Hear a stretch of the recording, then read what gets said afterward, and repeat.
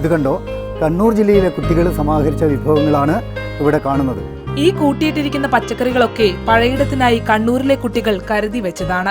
നാടിന്റെ വിവിധയിടങ്ങളിൽ നിന്ന് കലയുടെ കാവാട്ടത്തിനായി എത്തുന്ന തങ്ങളുടെ പ്രിയ കൂട്ടുകാർക്കായി ഭക്ഷണമൊരുക്കാൻ.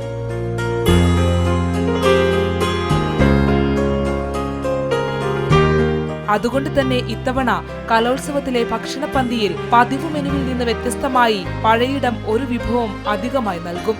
അപ്പോൾ അതിൻ്റെ അകത്ത് വെറൈറ്റി ആയിട്ടുള്ള സംഭവങ്ങൾ എന്തെങ്കിലും ഉണ്ടെങ്കിൽ അതെടുത്തിട്ടുള്ള എന്തെങ്കിലും സ്പെഷ്യലായിട്ട് എല്ലാ ദിവസങ്ങളും ഉണ്ടാവും.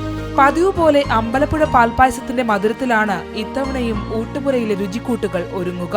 7 വ്യത്യസ്ത ഇനം പായസങ്ങൾ. മത്സ്യം ഒഴിച്ചുകൂടാനാവാത്തവരാണ് കണ്ണൂരുകാർ. അതുകൊണ്ട് തന്നെ മത്സ്യപ്രിയരെ സന്തോഷിപ്പിക്കാനായി മീനില്ലാത്ത മീൻകറി എന്ന മാജിക്കും പഴയിടം ഇത്തവണ കണ്ണൂര് പ്രയോഗിക്കും. ഏകദേശം 37,000-ഓളം പേർക്കാണ് ഇത്തവണ ഓരോ ദിനവും കലോത്സവത്തിന്റെ ഊട്ടുപുര അന്നമൊരുക്കുക. അരവണ പായസമാണ്.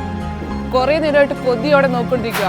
എന്തായാലും കലാമാമാങ്കം അവിടെ പൊടി പൊടിക്കുമ്പോൾ ഇവിടെ പാചകോത്സവം തകർക്കുന്ന കാര്യത്തിൽ സംശയമില്ല. എന്തായാലും കലോത്സവ വേദിയിൽ നിന്നും ക്യാമറമാൻ ലിമേഷിനൊപ്പം ശരണ്യ സ്നേഹജൻ, ടീം റിപ്പോർട്ടർ.